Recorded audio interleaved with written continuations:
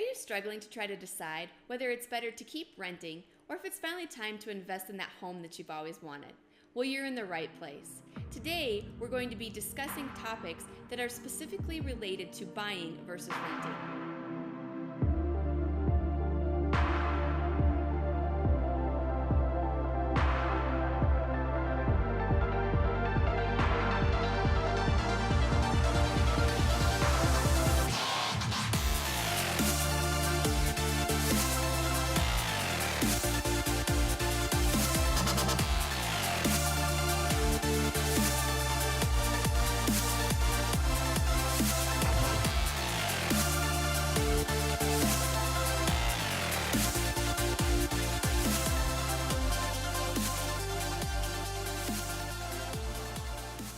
Hi, I'm Kip Thiel. I'm here today with Trace Paul, First Bank of Wyoming.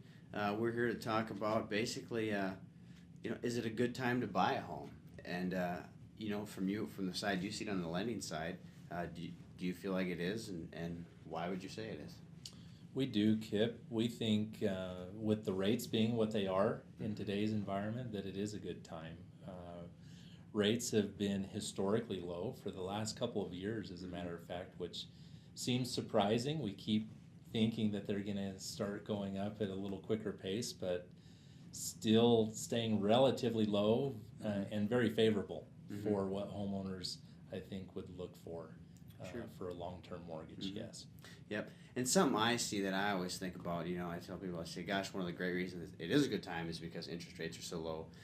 And, when interest starts to fluctuate, and it goes up, pretty soon the house that you were looking at because you could afford this price range today, as interest rates creep up, it starts to push you down and down and down into a lower price bracket of what home you're going to afford.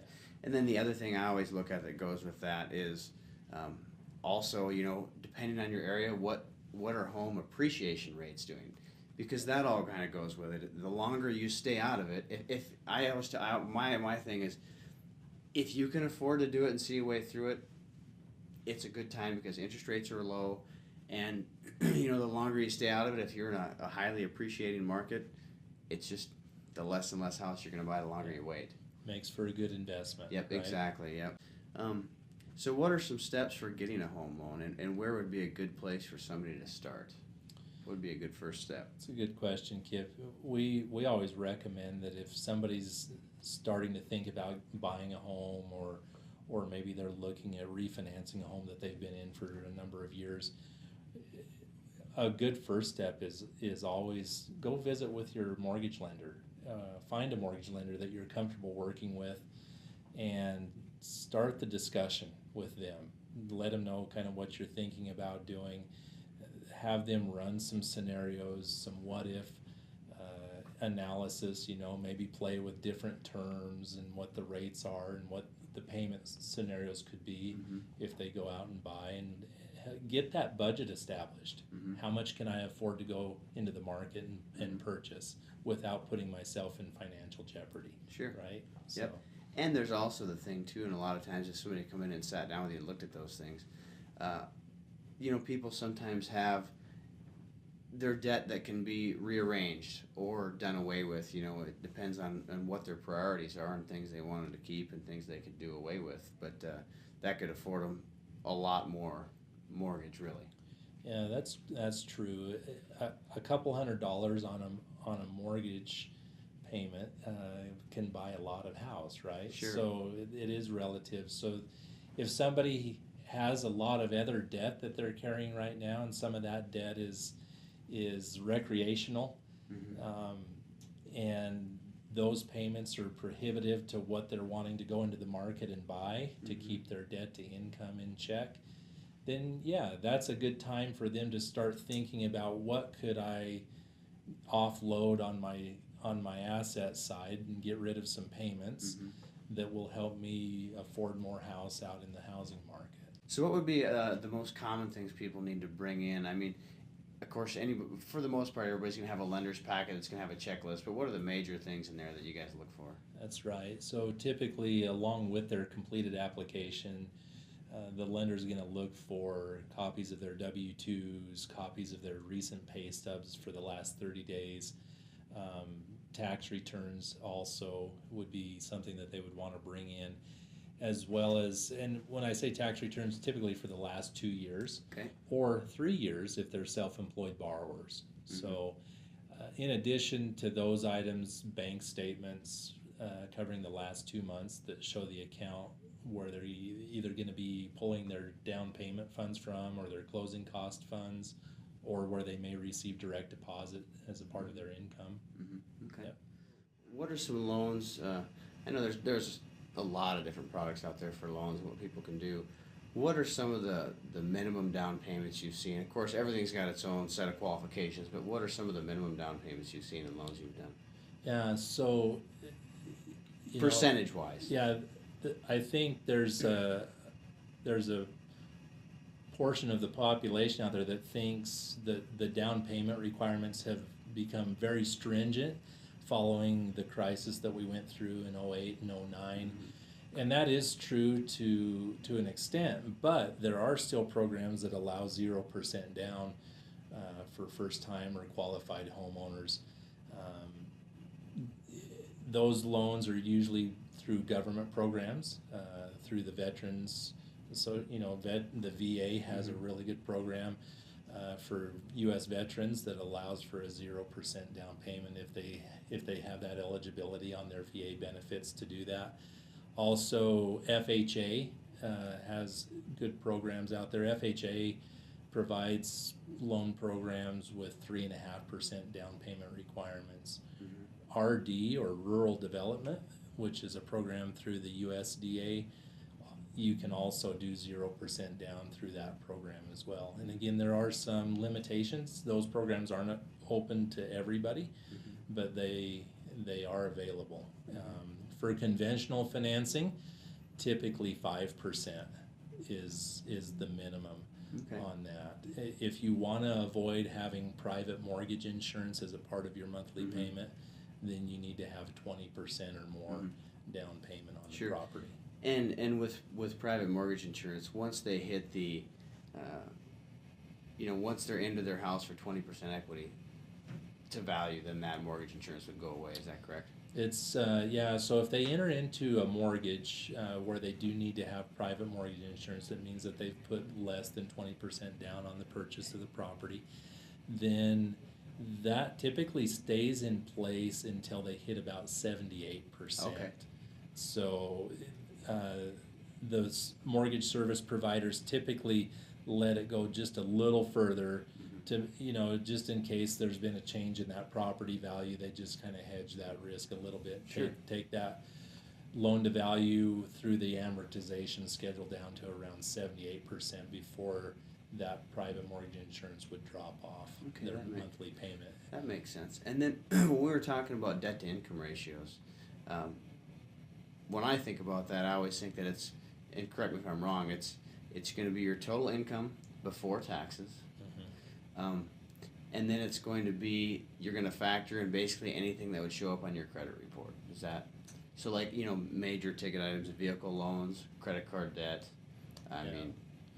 So when banks look at a borrower's debt to income, you're right, they look at gross income, income before taxes, and they factor in, the first thing that's easy for banks to look at are the obligations that show up on the credit report. And those obligations are like what you said, they're the obligations from companies that report to credit bureaus. So your student loans, your auto loans, bank loans, credit card companies, anything that the borrower may have through one of those services will show up on the credit report, and those payments that are on the credit report get counted against their gross income.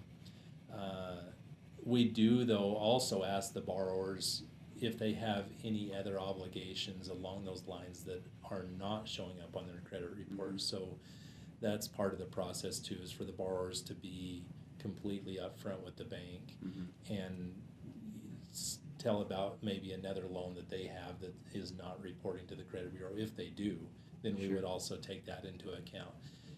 There are other monthly obligations that they have, like fuel for their car and their utilities for their home or their rental. their grocery bills, things like that do not get counted into the debt to income ratios. Yeah, that's what's handled with the percentage that you guys allow over and above. Yeah. So with that, then what is a general debt to income that you guys borrow up to? Typically, I mean, of course, I know there's things come into play with credit and different there things like are, that, and employment history, length. to have what's considered a qualified mortgage, 43% or under is what the banks would look for. There are some loan programs and scenarios that allow a little bit more than that. We don't recommend that borrowers go beyond that just for their own personal financial health. Sure. You take 43% of gross income. It could make things a little tight for a borrower. Sure. So yeah, we want to make sure that they're still going to have good discretionary income after all the obligations are factored in, including their proposed payment. So you take what they have existing, and then you add in what they're requesting for a new loan. And once the existing and the new proposed debt gets put together, we like to see them be at 43% or under, preferably under, just for their own financial well-being. So, regarding debt to income, one thing I think that people have to keep in mind too is when they're figuring their numbers, if they're going to just kind of use some of these guidelines without coming and seeing one of you guys, and I'd highly recommend just coming into you guys, which you do every day. You can figure their stuff like that. But one thing to keep in mind is things like rent, or if you're in a current house and it's going to be sold, you don't want to include those things because as they are part of your debt to income now, they are going to be going away and replaced with the new thing. So when I figure that stuff, I figure the stuff that I'm going to be keeping, if I have a vehicle or if you have credit cards, and then the new amount of what your mortgage would be. That's correct. Yeah, good point. So if they're looking to buy a home and they're renting right now, the rent is easily wiped away. If they're in a home right now and they're looking to buy another home and they're going to sell the home that they're in, their existing home payment would have to be counted even in addition to the new home payment, unless they can prove that home that they're in now is under contract, ready to be sold, or will be sold prior to the transaction on the new home. Sure. If the existing home's transaction is not going to be complete by the time they do the transaction on the new home, then the existing home payment would also be factored in. So that can also make things tight as well. Yeah. But a way to do that, with in our case with new construction, would be, they could have basically a contingency on the offer that they have to have their house sold and closed out before they can enter into the new loan. And that would be a good way to get them pre-qualified for the loan, as long as me on the seller's end would have an understanding that has to take place. That's right. Yeah, and some borrowers have the wherewithal that they could handle both payments and still be okay and still qualify. Yeah. And some borrowers, on the other hand, it would be necessary for them to get rid of the existing house payment in order to keep their debt to income in an acceptable ratio and move forward. Sure. And what about, let's talk about credit scores a little bit. What affects credit scores? And the other thing I'd like to touch base on is if people have credit card debt, is that something that's a little more accepted now as far as getting a home loan? I mean, of course, it depends on the amount of credit card debt they have. Sure. But do you guys see that, and is that something that's just kind of normally taken into account? Yeah, good question. So first part of the question there, what do we see affecting people's credit scores? Excellent question. A couple things that we see impact credit scores probably more than anything is if you have late payments on your existing obligations. So if you are missing payments or you're late on payments on your credit cards, or maybe it's a existing home loan that you have or an auto loan, we see that impact your credit score in a negative fashion. Sometimes it can drop it dramatically. So we recommend that if people are gearing up to go into the housing market to purchase a home, make sure you're making your payments on time. Keep it timely. Don't miss a payment. Don't be late on a payment. A late payment on a mortgage loan, we've seen it drop credit scores as much as 100 points. So something as simple as that. The other thing that we see really affect credit scores in an adverse manner, or if you have any kind of a public judgment against you. So if there's anything that's gone through the court system that's coming against you in the form of a judgment, that can impact your credit score negatively. If there's been personal bankruptcy in your history, that can affect your credit score adversely too. Those things remedy over time, but if it's something that's been recent, it's probably going to have a negative impact on your credit score. Does it mean that you're disqualified? It just depends.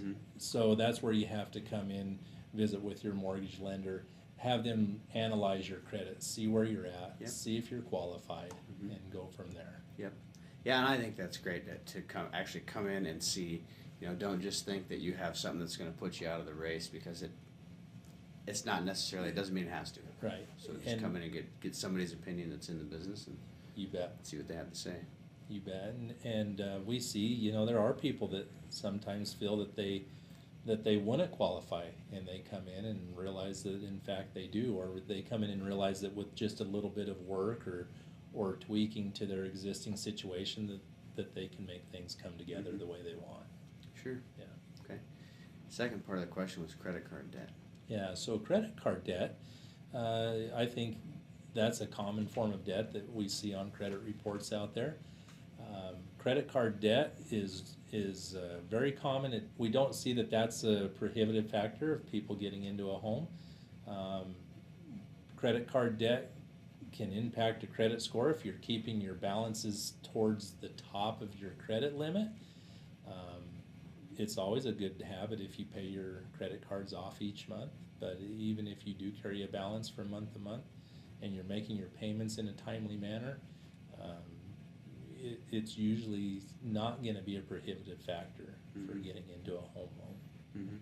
So you've told me before, you've explained credit scores to me, with the cylinder analogy, and basically how full you can be and stuff, and how it affects your credit. I thought that's great if you share that with us. So a common question that we get in the bank is, what impacts my score, right? What can help it go up, and what causes it to go down? People that monitor their credit wonder why their score is this one month and then they haven't done anything different, but it's moved down a little bit the next month. And the reason for that is the credit bureaus will look at your total availability of credit, right? So if you've got revolving lines of credit or credit cards, they're going to look at that as a pool of available credit. And depending on where you go with that pool every month, if you keep your balance on the low end of the pool and you keep a lot of available credit there, that helps your score, right? That's a signal to the credit bureaus that you're not relying entirely on credit to live your life. If they see that you're running your balances up towards the top end of that pool every month and you're always bumping on that credit limit, that's a sign that you are living more on credit than you are on just personal cash flow. So sometimes that can bring your credit scores down. It's just a signal that there could be a risk here that this individual's living more on credit than they are on cash flow. So, yeah. Okay. All right. And something I just thought of that I just made a quick note of is if you do go through the pre-qualification process and you're in the middle of actually buying a home, that it is usually a very good idea to not be buying anything new on credit. It's a very good point. We do counsel the borrowers that, once they start that mortgage process, once they've started the application and got into the process with their lender, don't go change your situation, right? So if you're thinking about going and buying a new car, don't do it while you're in that mortgage process. Get to the finish line, get into the home, get through that process before you go and do anything different. Don't go close down any credit cards. Don't open up any new credit cards. Don't go buy a car Yep. Don't go buy new campers or ATVs. Yep. And we get it. The temptations are there all the time Yep. to do that stuff. Sure. We understand that, but we really counsel the borrowers just keep it status quo until you get all the way through the transaction and have closed on the house before you go do anything different. Because when that takes place during the mortgage process, it just throws more wrinkles in the process, right? They've got to reanalyze your debt to income. They've got to reanalyze your ability to repay the loan that you're asking for. Going and buying a new car could affect that. And we've seen situations where sometimes that happens and it disqualifies them in the middle of the process. So it's just a good idea to just keep things status quo during that time. Okay. All right. So another thing would be, what are some things you guys look for employment history, changing jobs, and the self-employed? Right. So when banks are looking at a borrower for a mortgage loan, they're going to want to make sure that there's stability of employment, right? And the reason they want to see that is because they need to show that there's going to be continuance of income to successfully repay the loan or keep their payments current. So we encourage borrowers on their employment scenario, try to keep that status quo. Don't change jobs while you're in the middle of applying for a mortgage loan or in the process of closing on a house. Stay with your existing job. Don't make any changes there.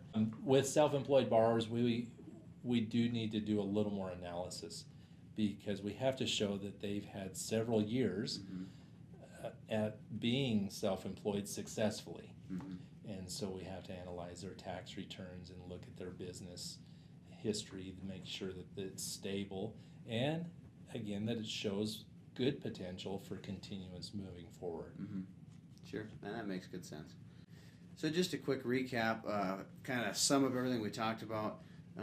Why is it a good time now to buy a home, based on what we talked about? Yeah, so I think the three big things that we've covered today would be rates are favorable, right? Good time to buy due to interest rates being low. Number two would be utilize the tool of pre-qualification. See your lender, get to know where you're at, what you can afford, establish that budget, make sure you're qualified. And the third point would be your credit situation that you're in now. Don't do anything dramatic from what you're doing today. Don't go buy anything big and new now. Don't close anything down. Don't change the available cash that you have on hand. Just remain status quo until you get through the process. Sure. If somebody wanted to get in touch with you, how would they do that? Well, I'm at First Bank of Wyoming. My telephone number and my email address you can see on the screen below. Okay, perfect. And so that's there if you want to contact me.